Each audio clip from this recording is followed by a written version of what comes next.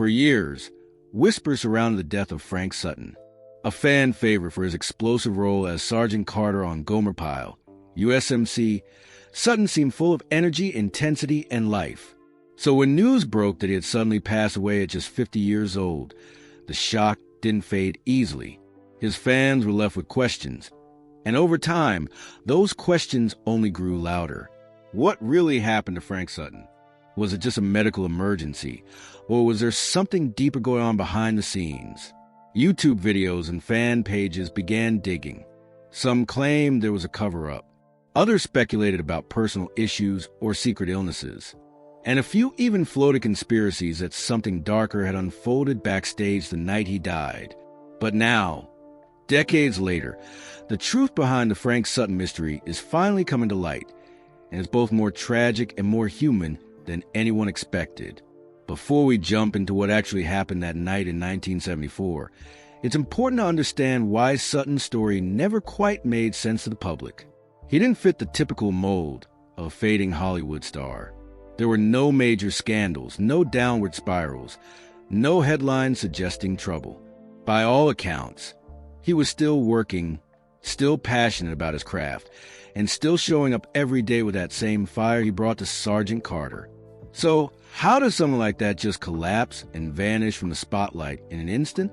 It turns out, the mystery wasn't a matter of scandal. It was a matter of perception.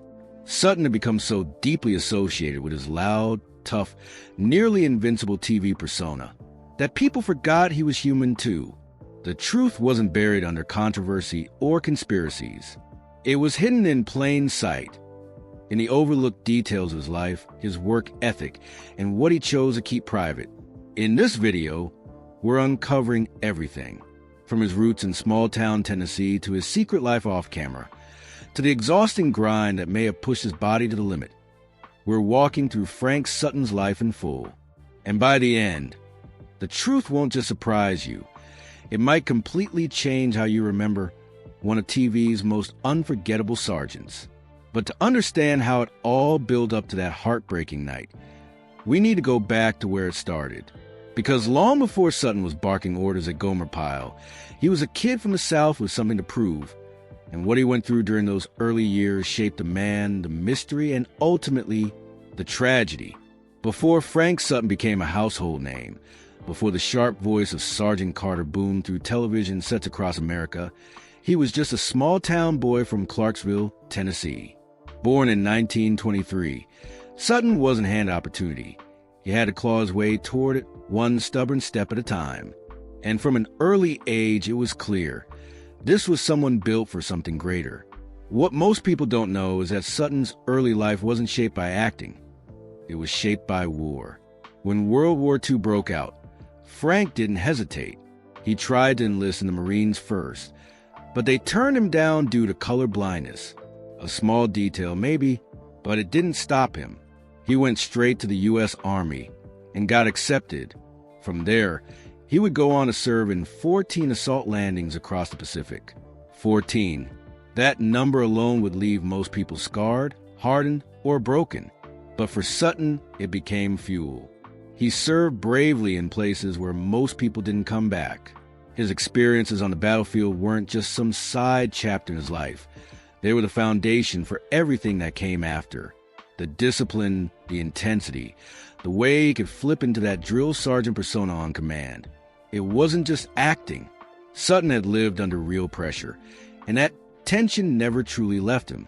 And maybe that's why so many people were drawn to him. On screen, he came off as commanding and real because he was real. His portrayal of Sergeant Carter felt authentic because he had served alongside real men who looked and talked just like that. But few fans realized the emotional weight he carried behind those performances. The war had taken things from him, even if he never spoke about it openly. In fact, Sutton rarely discussed his military past in interviews. He didn't like to dramatize it. But close friends knew he had seen things overseas that changed him.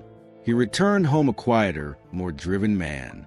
While many veterans tried to escape their past, Sutton funneled it into purpose. He went back to school, studied drama, and began the slow climb into the world of acting. Not because it was easy, but because it gave him control in a world that had once felt completely out of it. There's something important in that detail. Sutton didn't stumble into fame. He fought for it, both literally and figuratively. And knowing that changes how you see him. He wasn't just a TV character.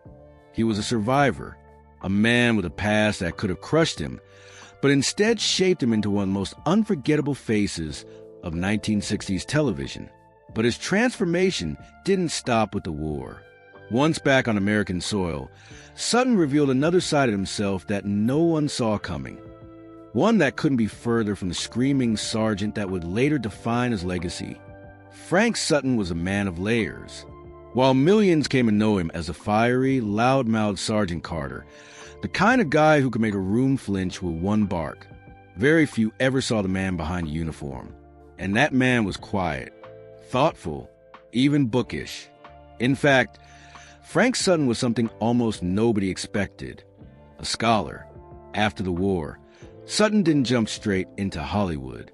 He went back to school, Columbia University, no less, and earned a degree in drama. And not just any degree. He graduated cum laude, a distinction that revealed a discipline and intellect most people never associated with his on-screen persona. That alone says a lot. While many veterans struggled to adjust after combat, Sutton channeled his energy into performance and education. He wasn't chasing fame, he was chasing craft. At Columbia, Sutton was reportedly obsessed with the intricacies of stage acting. He read plays like puzzles, analyzing character motivation and emotional rhythm.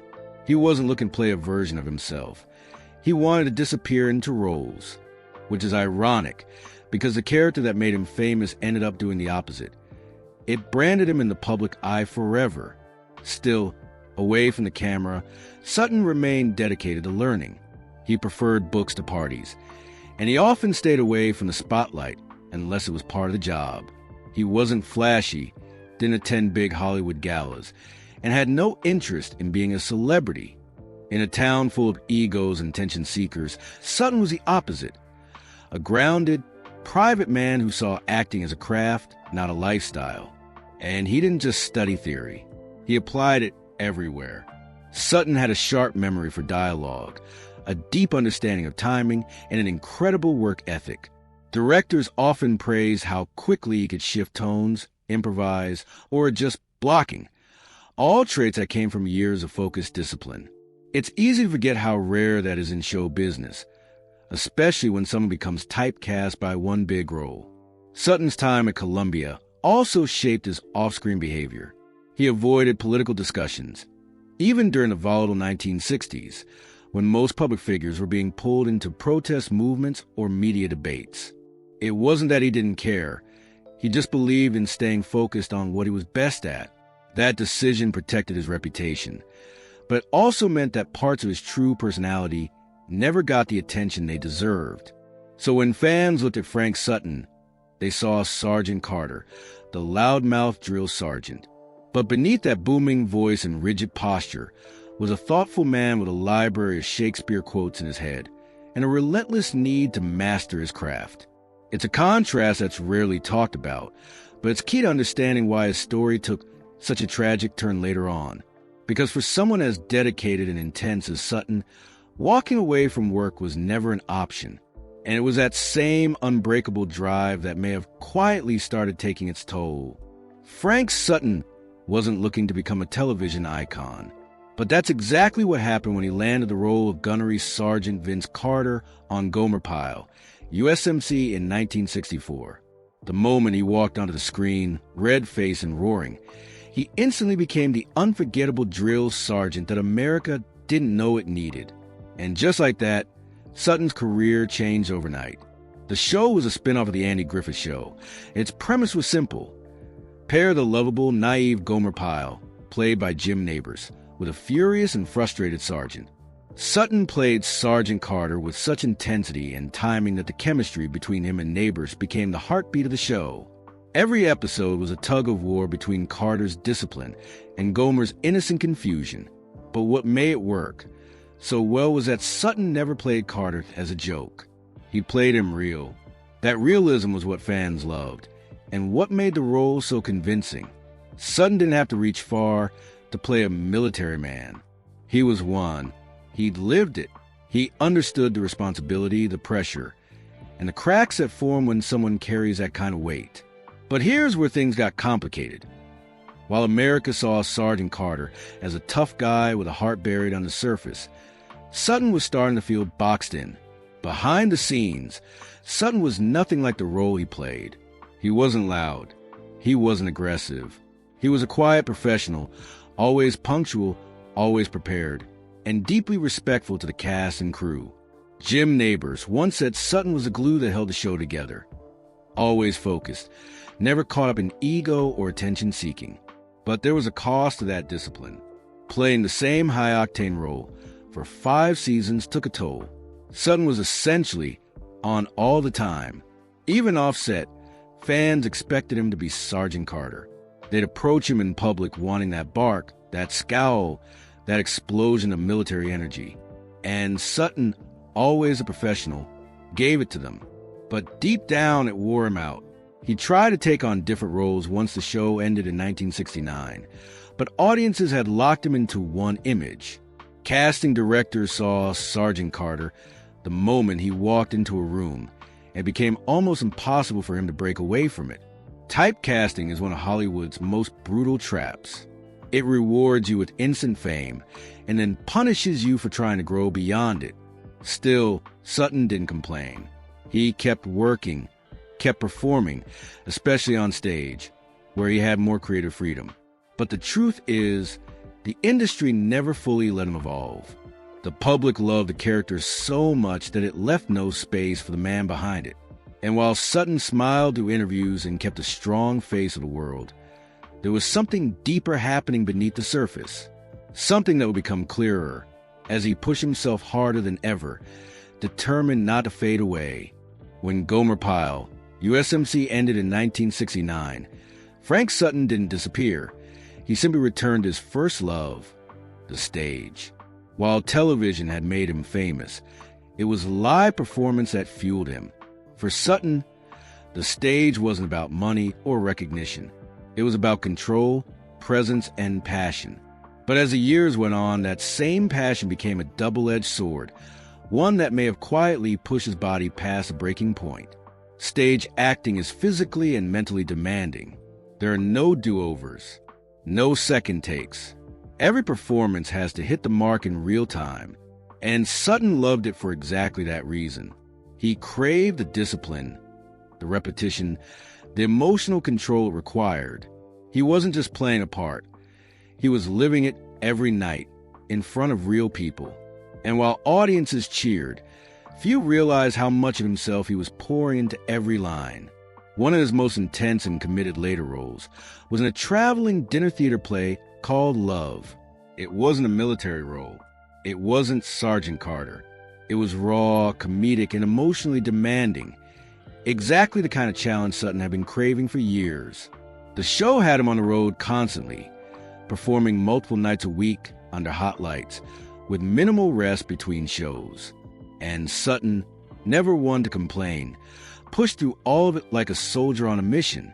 But this wasn't the same man who stormed Pacific beaches at 20. Sutton was in his 50s now.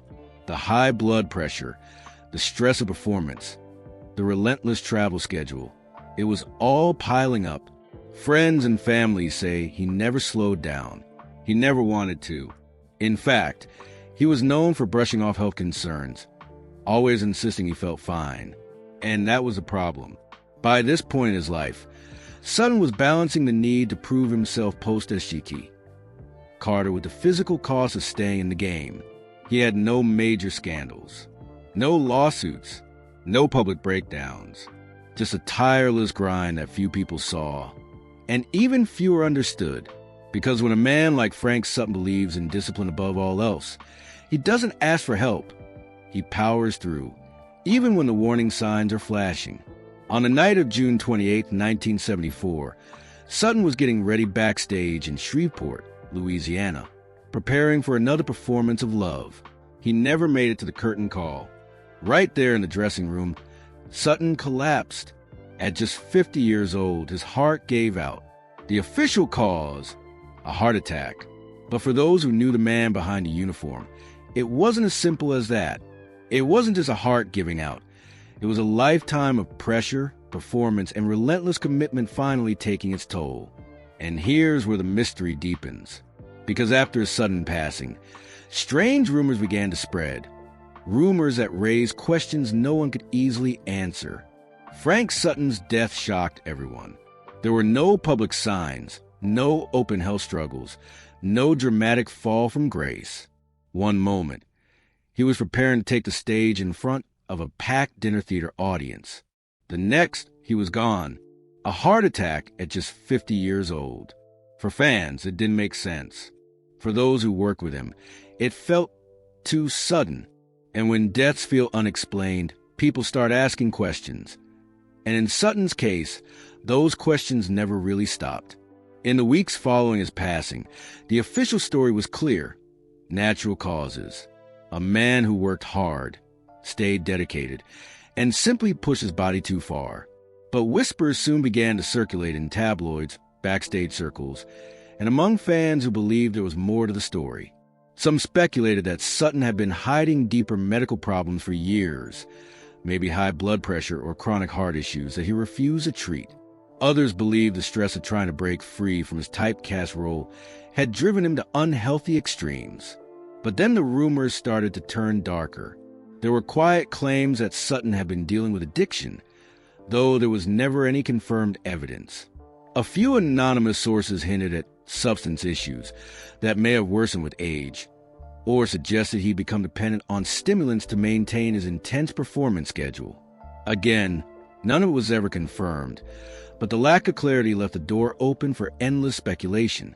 Even more oddly, some claimed Sutton had been under immense psychological strain in the months before his death. He reportedly felt frustrated that he couldn't find roles outside the shadow of Sergeant Carter. Though he never showed it publicly, people close to him suggested he was exhausted from trying to prove he was more than a TV stereotype. And exhaustion like that, emotional, mental, physical, can build silently until it breaks something inside. Then came the theory that he knew something was wrong, that Sutton, ever the soldier, had sensed his body failing, but kept going anyway. He refused to seek help, refused to stop working. Because for men like Sutton, quitting wasn't an option. It's a haunting idea that he may have walked into that final performance knowing it could be his last. The public's reaction was a strange mix of mourning and confusion. How could a man so strong, so disciplined, just be gone? Fans flooded TV networks with letters, sharing stories of how Sutton had inspired them. Veterans wrote in, saying how much Sergeant Carter reminded them of real people they'd served with. He wasn't just a character. He had become a symbol. But underneath the tributes was a gnawing sense that something about the story didn't add up. That perhaps the truth behind Frank Sutton's final days was more complicated than anyone wanted to admit. And decades later, people are still talking, still wondering, still digging into the mystery of a man who seemed unbreakable, until suddenly he wasn't. Frank Sutton never had the chance to look back on his career. He didn't get the long retirement interviews, the fan conventions, or the late-in-life comeback roles that so many of his peers enjoyed. But even in his absence, his legacy kept growing. Quietly at first, and then with a surprising resurgence decades later. For a while after his death, it seemed like Sutton was slowly fading from the public eye. Gomer Pyle. U.S.M.C. was off the air, and the new wave of Hollywood stars had little in common with the iron-jawed Sergeant America had once loved. But something strange happened as time went on. Nostalgia took hold. Cable reruns brought the series back into people's homes. Then came YouTube clips, fan forums, and online retrospectives, and suddenly, younger generations were discovering Sergeant Carter for the first time. They didn't just laugh at his outbursts or his legendary Pee-Welly roars. They respected the performance. People began to realize what Sutton had done with that role. He took what could have been a one-note character and turned it into something memorable, layered, and oddly relatable. He wasn't just yelling. He was reacting to chaos, to pressure, to the impossible task of staying in control. In a strange way, Sergeant Carter became more relevant as time went on. But Sutton's legacy isn't just tied to a single role. The deeper impact lies in the kind of actor he was. No scandals, no ego-driven meltdowns. Just an intense, focused professional who treated every role like it mattered, whether it was in front of millions on television or a few dozen in a small-town theater. And in an industry often obsessed with fame, Sutton stood out by not chasing the spotlight. He respected the work, not the noise around it. His family, especially his son Joe Sutton, carried that torch. Joe became a successful playwright, penning critically acclaimed works like Voir dire and Complicit, and he often spoke about the example his father set: quiet dedication, deep focus, and a belief that stories, when told right, can change people. There's also a growing recognition among military veterans who see Sutton's portrayal of Sergeant Carter as one of the most grounded ever shown on TV. Unlike exaggerated caricatures or overly sanitized versions of military life, Carter felt real, harsh but human, flawed but committed. Veterans saw pieces of their own leaders in him, and that kind of connection doesn't fade easily. What's most haunting is that Sutton likely never knew just how deeply he impacted people. He wasn't around to see his work rediscovered, reanalyzed, and appreciated all over again. And that's part of what makes his story so compelling. He gave everything to his craft, quietly, intensely, without ever demanding the applause. And even now, long after his final bow, people are still drawn to him, not just for the laughs, but for the mystery, the humanity, and the lingering sense that Frank Sutton was much more than we ever knew. Frank Sutton didn't live a loud life. He didn't chase scandals, he didn't seek headlines, and he didn't play the fame game. And yet, decades after his death, people are still talking about him, not because of some viral controversy, but because something about his story doesn't sit quietly. It lingers. It pulls at you. Maybe it's the mystery of his sudden passing. Maybe it's the contrast between the loud, explosive character he played and the quiet, thoughtful man he was behind the scenes. Or maybe it's the fact that he gave his all, on screen, on stage, and in life, until the very end. And no one really saw how much it cost him. What's clear now is that Frank Sutton was more than Sergeant Carter. He was a decorated war veteran, a trained actor, a disciplined craftsman, and a man who carried himself with humility even when the spotlight refused to let go. He became iconic without ever becoming a celebrity, and that's rare. But here's the part that still stirs curiosity: the unanswered questions. Why did someone so strong, so driven, collapse so suddenly? Were there signs no one noticed? Was there something he was hiding behind that trademark scowl and intensity? We may never know, but maybe that's the point. Maybe Sutton's greatest role wasn't on screen, but in the way he lived his life. Fully, fiercely, and without compromise. He never got the Hollywood ending. But in a way, that makes his story even more powerful, because it wasn't written for applause. It was written with work ethic, grit, and quiet resilience. Frank Sutton left behind more than a TV role. He left behind a standard, a blueprint for what it means to be committed to something greater than yourself, even if it means being misunderstood. And long after the camera stopped rolling, people are still watching, still wondering, and still saying the same thing. He was one of the real ones. If this story made you see Frank Sutton in a new light, or if you're just now discovering the man behind the uniform, go ahead and hit that like button. Subscribe for more untold Hollywood stories, mysteries, and forgotten legends. And drop a comment below. What do you think really happened to Frank Sutton? Because sometimes the truth doesn't come out all at once. Sometimes it takes decades,